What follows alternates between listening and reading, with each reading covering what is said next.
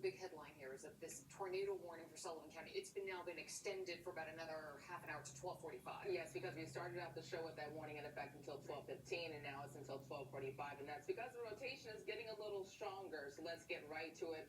Already seeing some reports from the chat from the National Weather Service of some damage reported in portions of Sullivan County.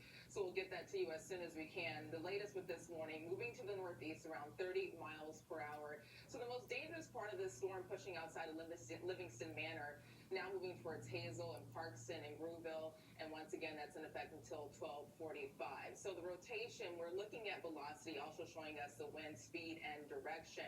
And when we try to find this, we look at the green going towards the radar site in Binghamton and the red going away. And when you see that really close together, that's indicating some spin or rotation, and we're seeing that in between Deckertown and Livingston Manor. So that's the most dangerous part of this tornado warning. So if you live in this polygon in this area, you want to get inside the innermost room of your house or a basement if you have that available. Put as much space between you and the outside as possible.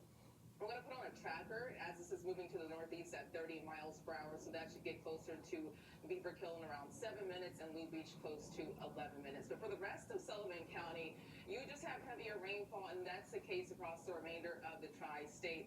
Light to moderate rain, and that's the only severe warning that we have at this time. But that could change as we head throughout the rest of this afternoon, because there's a threat for an isolated severe storm that includes all of the tri-state and the chance for isolated pockets of localized flooding. In the city, a heavier pocket of rainfall moving in across Manhattan, tracking towards the Bronx. Also an isolated storm, too, near Danbury, Reading, and Easton. I'm not seeing rotation with this at this time, but a couple of lightning strikes flaring up, so that could produce gusty winds approaching 20 to 30 miles per hour.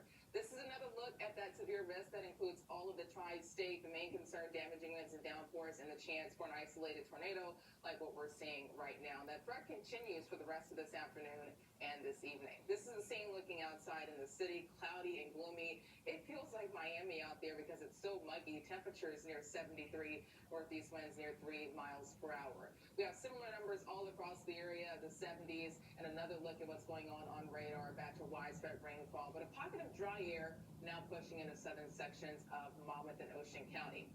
We have all of this popping up ahead of an area of low pressure, a warm front and a stalled front, and a surge in moisture coming through. When it comes to the timing for the rest of this afternoon, scattered showers are possible. Maybe a lull around 4 to 6 p.m., but we'll keep a chance for scattered showers and a broken line of storms throughout this evening.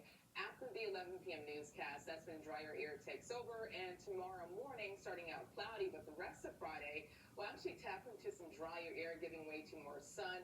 The clouds start to build again on Saturday, but still Saturday, the drier half of the weekend.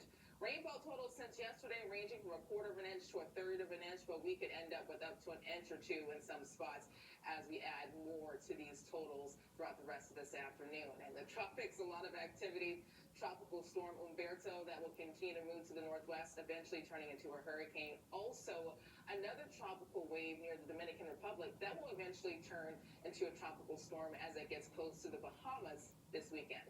The AccuWeather alert continues. Make sure to stay weather aware. Temperatures in the upper 60s, and tomorrow 80, warmer with decreasing clouds, still humid.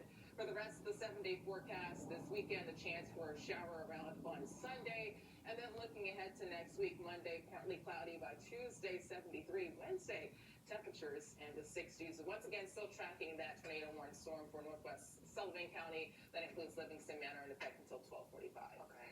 Of course, you need us to go back to you for any updates on it. We, of course, will do that. Okay. Thanks, Brittany. Well, coming up, Starbucks is closing stores and making cuts to save money. We've got details on their new restructuring plan. And a new experimental gene therapy could slow the progression of Huntington's disease. Jersey woman store credit card hit with a phony charge. $4,700. From Michigan. Ever been to Michigan? Never. How could that happen when the store leaves her on the hook? She comes to settle on your side to nail down her refund. On Eyewitness News tomorrow morning starting at 4:30.